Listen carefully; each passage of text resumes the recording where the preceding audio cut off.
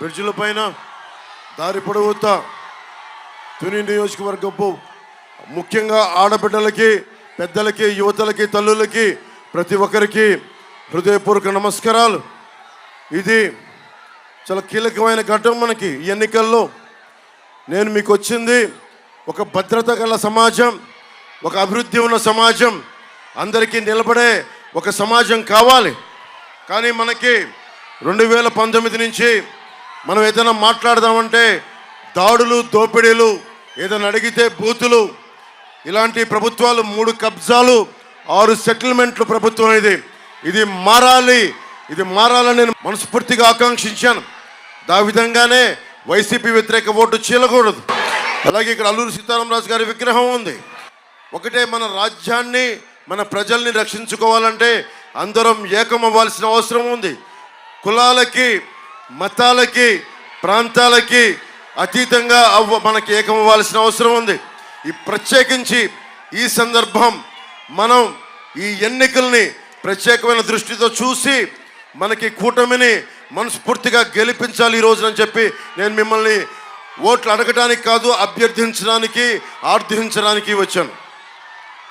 మనకి పాయకరావుపేట నుంచి వంగలపూడి అనిత గారు పోటీ చేస్తూ ఉన్నారు.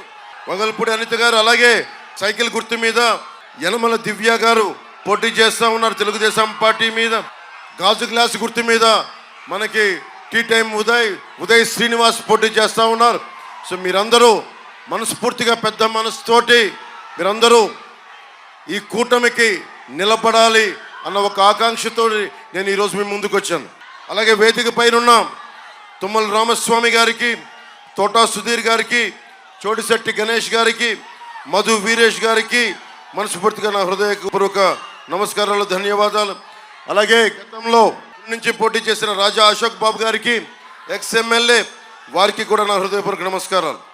చెలుకూరి రామ్ కుమార్ గారు, కాకినాడ పార్లమెంట్ ప్రెసిడెంట్ బీజేపీ, వెలుగుల గోపాలకృష్ణ గారికి కూడా తుని ఇన్ఛార్జ్, వారికి కూడా నా హృదయపూర్వక నమస్కారం. డిఎస్సి నోటిఫికేషన్ కోసం ఆడబిడ్డలు ప్లే కార్డ్ చూపిస్తూ ఉన్నారు. ప్రభుత్వం రాగానే మెగా డిఎస్సి మొదటగా విడుదల చేస్తాం. అలాగే రెండవది, ఉద్యోగుల భద్రత కోసం, వారికి కాంట్రిబ్యూటరీ పెన్షన్ స్కీమ్ కోసం సంవత్సరం లోపు ఒక పరిష్కార మార్గం వెతికి ఉద్యోగులకి భద్రత కల్పించే భవిష్యత్తును తీసుకొస్తాం.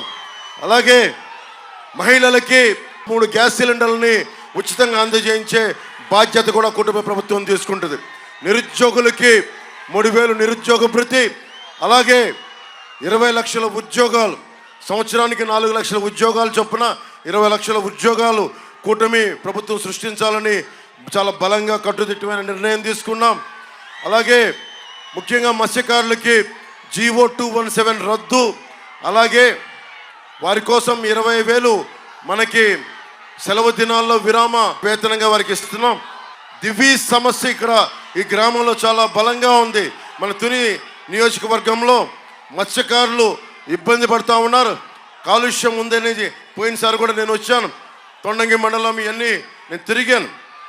ఆ రోజున వైఎస్ జగన్ వచ్చి దివీస్ని బంగాళాఖాతంలో కలిపేస్తామని చెప్పి మళ్ళీ ఈ రోజున దివీస్ని ప్రారంభించారు. సమస్య అంతా ఎక్కడుందంటే, ఒకవేళ వచ్చి ఇలాంటి పొల్యూషన్ అన్నీ కూర్చొని శుద్ధి చేయకుండా నీళ్ళల్లో కలిపేస్తే మత్స్యకారుల జీవనోపాధికి దెబ్బ కలుగుద్ది అని ఒక భయం ఉంది. నేను మీకు మాటిస్తున్నాను, మనకి జనసేనది పర్యావరణాన్ని పరిరక్షించే అభివృద్ధి ప్రస్థానం. అలాంటి పర్యావరణం కోసం నేను మాటిస్తున్నాను, ప్రత్యేకించి ఇక్కడ దివీస్ ల్యాబొరేటరీస్ కనుక, దివీస్ కెమికల్ కానీ ఏదైనా సరే ఇక్కడ ఉన్న మనకి ఈ ఫ్యాక్టరీస్ కాలుష్యాన్ని శుద్ధి చేయకుండా సముద్రంలో కనుక విడుదల చేస్తే మత్స్యకారుల జీవితాలకి ఇబ్బంది కలిగిన, కాలుష్యం వల్ల ప్రజలకు ఇబ్బంది కలిగిన, నేను ముందుండి, పవన్ కళ్యాణ్ ముందుండి, జనసేన ముందుండి, తెలుగుదేశం ముందుండి, భారతీయ జనతా పార్టీ ముందుండి, మేము ముందుండి కాలుష్యాన్ని, మీ జీవితాలని నాశనం చేయకుండా చూసుకునే బాధ్యత మాది. అలాగే దారి పొడవుతా అనేక దేవాలయాలు కనిపిస్తున్నాయి. అలాగే మన లోవలో ఉన్న తలుపులమ్మ అమ్మవారి దీవెనలు కావాలి. తలుపులమ్మ అమ్మవారికి ప్రతిరోజు మొత్తం ఎంతోమంది వేలాది మంది వచ్చి దర్శనం చేసుకుంటూ ఉంటారు. ముఖ్యంగా ఆదివారం అక్కడే కూర్చొని అమ్మవారికి కానుకలు సమర్పించుకుంటారు. కోట్లాది సంపాదన ఉంది తలుపులమ్మ తల్లికి, కానీ సరైన వస్తువులు లేవు. వారి కోసం ప్రత్యేకించి దివ్య గారు మీరు ఎన్నిక చేసుకున్న వెంటనే తలుపులమ్మ తల్లికి ఆడబిడ్డలకి అక్కడ ప్రత్యేకించి మహిళలే వంట సామాగ్రి అన్నీ సప్లై చేస్తారు.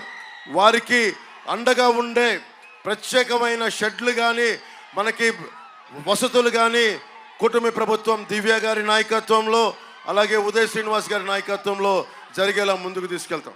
అలాగే తుని నుంచి మనకి దగ్గరున్న విశాఖపట్నానికి లోకల్ ట్రైన్ అవసరం ఉందని చాలా డిమాండ్ ఉంది. మీరు గాజు గ్లాస్ గుర్తు మీద మీరు ఉదయ్ శ్రీనివాస్ గారిని బలమైన మెజారిటీతో గెలిపించండి. లోకల్ ట్రైన్ రావడం కోసం ఆయన మనస్ఫూర్తిగా ఆయన చేత భుజం పట్టుకొని కృషి చేయించే బాధ్యత జనసేన తీసుకుంటుంది. మెగా టీఎస్సీకి చెప్పానమ్మా, మీ ప్లే కార్డు గురించే చెప్పా. రాగానే మెగా టీఎస్సీ మీదే మొదటి సంతకం, మొదటి ఫైల్ కదులుతుంది. మీకు ఆ మాట ఇస్తున్నాను మీకు. అలాగే మనకి తునిలో 100 చెరువులు ఉంటే స్థానిక మనకి R&B మంత్రి దాడిశెట్టి రాజా గారు చెరువుల సంగతి చెరువుల బదులు లోయలు చేశారు. ఎక్కడికి వెళ్ళినా నది ఇసుక, సముద్రపు ఇసుక ఎక్కడ పెట్టినా గుంతలైపోయినాయి. ఎక్కడ చూసినా సరే R&B మినిస్టర్ అయినా కానీ గోతులు, రోడ్లంతా గోతులు. ఎక్కడ చూసినా సరే ఏదైనా అడిగితే నోట్లోంచి బూతులు, ఏదైనా మాట్లాడితే దాడులు, ఏమైనా అడిగితే దోపిడీలు. మొన్న జర్నలిస్ట్ సోదరులు కూడా చెప్పా, జర్నలిస్టుల మీద దాడులు జరిగిపోయాయి. మొట్టమొదటిసారి తునిలోనే ఒక పాపులర్ పేపర్ విలేకరిని దారుణంగా చంపేశారు. ఇది పత్రికా స్వేచ్ఛకి విఘాతం కలగకుండా కూటమి ప్రభుత్వం మీకు అండగా ఉంటుంది. అలాగే తునిలో విపరీత బలమైన వాణిజ్య కేంద్రం, వ్యాపార కేంద్రం, ఇలాంటి తునిలో ఉన్న మార్కెట్ యార్డుకి నిర్వహణ సరిగ్గా లేదు, విశ్రాంతి గదులు లేవు. యార్డులు అభివృద్ధి చేయాలి, తాగునీరు, విశ్రాంతి హాలు సౌకర్యాలు కావాలని ఉంది. మీరు యనమల దివ్య గారిని మనస్ఫూర్తిగా జనసేన మద్దతుదారులు, జన సైనికులు అందరూ అండగా ఉండండి. మార్కెట్ యార్డు తాలూకు అవసరాలని, విశ్రాంతి గదులని, తాగునీరు, ఏ సౌకర్యాలు కావాలో అవన్నీ కల్పించే బాధ్యత తీసుకుంటాం. దాడిశెట్టి రాజా గారు కావాలా? వైసీపీ గెలవాలని కోరుకుంటున్నారా? ఇక్కడ వైసీపీ గెలవాలని కోరుకుంటున్నారా? వైసీపీ అమ్మ ఆడబిడ్డలు మీరు చెప్పండి. ఎందుకంటే రాష్ట్రం మొత్తం కూటమి ప్రభుత్వం వచ్చేస్తుంది. ఒకటి చిన్న తేడా, ఎంత మెజారిటీతోటి ప్రభుత్వాన్ని స్థాపిస్తున్నాం అనేదే తప్ప మనకి ప్రభుత్వం ఖచ్చితంగా కూటమి ప్రభుత్వం వస్తుంది, స్థాపిస్తున్నాం. దాంట్లో ఏమాత్రం తేడా లేదు. కాకపోతే ఎన్ని సీట్ల మెజారిటీతోటి కూటమి ప్రభుత్వం వస్తుంది అన్నదే మన ఏకైక లక్ష్యం. తాండవ నది గురించి మాట్లాడుతూ ఉన్నారు. తాండవ నది ఇసుక లేని నది అయిపోయింది అంటూ ఉన్నారు. ఈ పరివాహక ప్రజలకి చాలా అవసరమైన రీటైనింగ్ వాల్ నిర్మాణం వల్ల ఇక్కడికి ఇసుక అమ్ముకొని కొన్ని కోట్లు సంపాదించుకున్నారు, కానీ రీటైనింగ్ వాల్ నిర్మాణం చేయలేకపోయారు. ఆర్థర్పేట నుంచి పెరుమాళ్లపురం వరకు ఉన్న ఇసుక ర్యాంపులన్నీ అడ్డగోలుగా తవ్వేశారు. దశాబ్దాల వరకు తవ్వుకోవాల్సిన 5 సంవత్సరాల్లో తవ్వేశారు. కోటనందూరు మండలం నుండి తాండవ నదీ పరివాహక ప్రాంతాల్లో ఉన్న ఇసుక తవ్వకాలు వద్దని హైకోర్టు చెప్పినా కానీ కోర్టు ఆర్డర్ ఉన్నప్పటికీ కూడా ఈ రోజుకి కూడా తవ్వేస్తున్నారు. ఒకవైపు భవన నిర్మాణ కార్మికుల సంక్షేమ నిధి నుంచి 450 కోట్లు దోచేశారు. సముద్రపు ఇసుక, తాండవ నది ఇసుక, ఈ గోదావరి ఇసుక కింద అమ్మేస్తూ ఉన్నారు. భవిష్యత్తులో ఈ కట్టడాలకి సముద్రపు ఇసుకని బిల్డింగులకి వాడడం భవిష్యత్తులో నిర్మాణాలకి చాలా ఇబ్బందికరమైన పరిస్థితి ఏర్పడుద్ది. ఇప్పుడు చెరువులు ఉండే, మనకి 100 చెరువులు పైగా ఉండే, ఈ రోజున అవన్నీ మట్టి తవ్వి లోయలుగా ఉండిపోయినాయి. అలాగే ఎవరు హ్యాచరీస్ పెట్టుకోవాలనుకున్నా స్థానికంగా గవర్నమెంట్ అధికారులు కూడా, ఫిషరీస్ వాళ్ళు కూడా దాదాపు ప్రతి ఒక్కరిని 10 లక్షల రూపాయలు లంచాలు అడుగుతున్నారు. కూటమి ప్రభుత్వం రాగానే ఈ హ్యాచరీస్కి పరిపూర్ణ స్వేచ్ఛ కల్పించి మీరు ఎవరికి లంచాలు ఇవ్వని పరిస్థితిని కూటమి ప్రభుత్వం తీసుకొస్తుంది. చెప్పానమ్మా, జాబ్ క్యాలెండర్ని విడుదల చేస్తాం. ప్రతి సంవత్సరం జాబ్ క్యాలెండర్ని విడుదల చేసే బాధ్యత కూటమి ప్రభుత్వం తీసుకుంటుంది.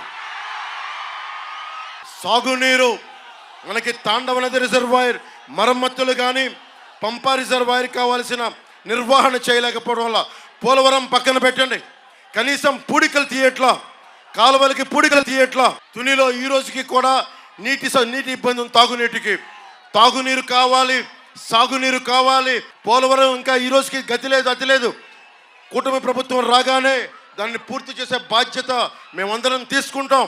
కానీ మన తాండవ రిజర్వాయర్ కానీ పంపా రిజర్వాయర్ కావాల్సిన మరమ్మతులు కానీ కాలువ పూడికలు కానీ ముందస్తుగా చేయాలి. ఆ బాధ్యత మేము తీసుకుంటాం. మనకందరికీ కావాల్సింది ఒకటి విద్య, వైద్యం, ఉపాధి, మనకి సాగునీరు, తాగునీరు, లా అండ్ ఆర్డర్ చాలా చాలా బలంగా ఉండాలి. ఆడబిడ్డలు రక్షించుకోలేని ప్రభుత్వమే కాదు. 30,000 మంది ఆడబిడ్డలు అదృశ్యం అయిపోయారు. ఈ ముఖ్యమంత్రి ఒక్క మాట కూడా మాట్లాడలా. ప్రెస్ మీద దాడులు ఒకళ్ళని పట్టుకోరు, హత్యలు పట్టుకోరు. ఇదే మన ఉమ్మడి తూర్పుగోదావరి జిల్లాలో ఒక దళిత డ్రైవర్ని చంపేసి డోర్ డెలివరీ చేస్తారు వైసీపీ ఎమ్మెల్సీలు. ఒక్కళ్ళకి ధైర్యం లేదు, మాట్లాడరు. ఇది మనం చూస్తుండగా పక్కనోడికి జరిగింది కదా అని అనుకోవడానికి కాదు, మనకు కూడా జరుగుద్ది. ఇది మనకు కూడా ఇలాంటి పరిస్థితులు వస్తాయి. నేను చూశారు సీఎం రమేష్ గారి మీద దాడి, మొన్న బాలశౌరి గారి మీద దాడి, ఎవరిని బతకనివ్వట్లా. మేము ఒకటే గుర్తుపెట్టుకోండి, వైసీపీ ప్రభుత్వం దాడులు చేస్తుంది అంటే కూటమి గెలుస్తుంది. ఆ భయంతో దాడులు చేస్తున్నారు. ఓడిపోయేవాడే దాడులు చేస్తాడు, గెలిచేవాడికి